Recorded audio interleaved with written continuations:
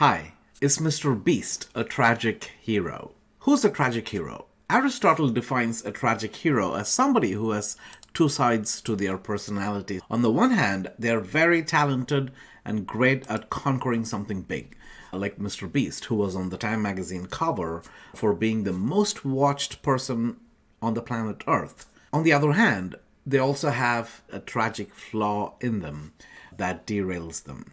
Dogpack4 made a video about Mr. Beast and some of his wrong practices, and since then some of his supporters like Philip DeFranco have said, hey, these are important questions that Jimmy needs to answer. Looking at Mr. Beast from the point of view of tragic hero, I think is very helpful, because a tragic hero is not somebody who just does bad stuff.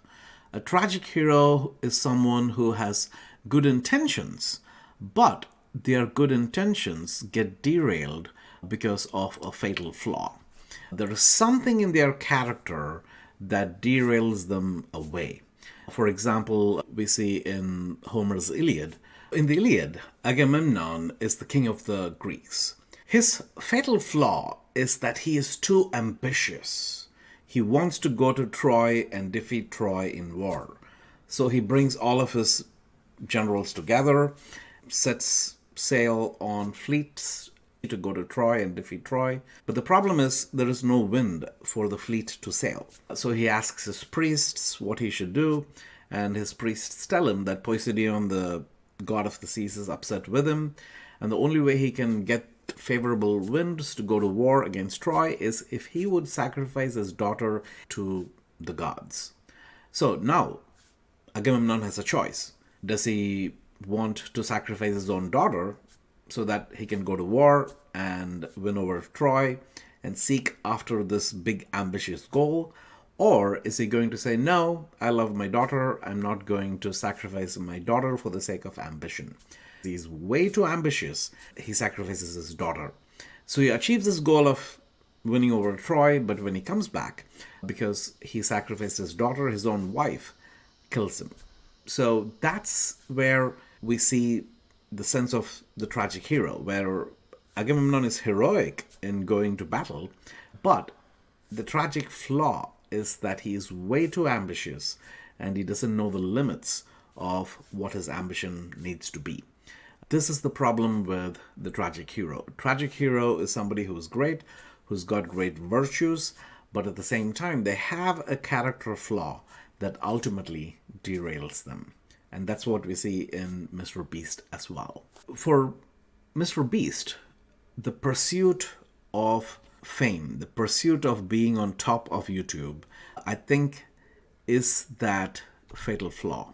In fact, when Jake, one of his employees, talks to Dogpack, he says, for Mr. Beast, his highest goal is to be top on YouTube, be the most watched person ever, to be this famous person. Fame often becomes a fatal flaw for tragic heroes. A great real-life example of that is Lawrence of Arabia, who is a British colonel during World War I, rallies together the Arab people to fight against the Turks. He is successful in uniting the Arabian tribes to fight against the Turks, that he was crowned by the famous journalist Thomas Lowell as the King of Arabia. Even the actual King of Arabia, King Faisal, called him the Prince of Mecca. The Turks who he defeated called him the King of the Desert. Lawrence of Arabia was famous, but he also was a tragic hero. In order to accomplish his fame, he had to be a part of these massacres that were happening in World War II, and that made him feel very frustrated with himself. In fact, he leaves the war. He even changes his name because he doesn't want to be associated with the name Lawrence. He calls himself T.E. Shaw. And there he reflects on his time in the desert. He wrote a book called The 7 Pillars of Wisdom, in which he says, I was very conscious of the bundled powers and entities within me. And there was this craving to be liked, so strong and nervous that I could never open myself to a friendly another. So the desire to be liked is so high that he cannot be honest with even his own friends because he doesn't want to say something honest that makes them dislike him. And he says what is behind this is this craving to be famous. That's the nature of tragic flaw, where even though you have good intentions, this deeper flaw in yourself, in your character, ultimately comes and derails the deeper and good intentions. I was watching Jimmy or Mr. Beast in a Joe Rogan interview. What intrigued me about him is when Joe Rogan asked him, hey, what do you do in your free time? He said, I always work. That also is a form of a tragic flaw. In the case of T.E. Lawrence, even though he did some bad stuff in the war in order to be famous, he took some time to reflect, to think about it, and to write this book called The 7 Pillars of Wisdom. In fact, the phrase 7 Pillars of Wisdom comes from Proverbs chapter 15, where Solomon talks about for a house to stand, there has to be the 7 pillars of wisdom, which are the virtues that you live by. What intrigued me in this interview is if Jimmy never has time to rest and reflect, how is he able to build this life of wisdom? Aristotle said the unexamined life is not worth living. And in that he copied Socrates. For life to be worth living, it's not just about success.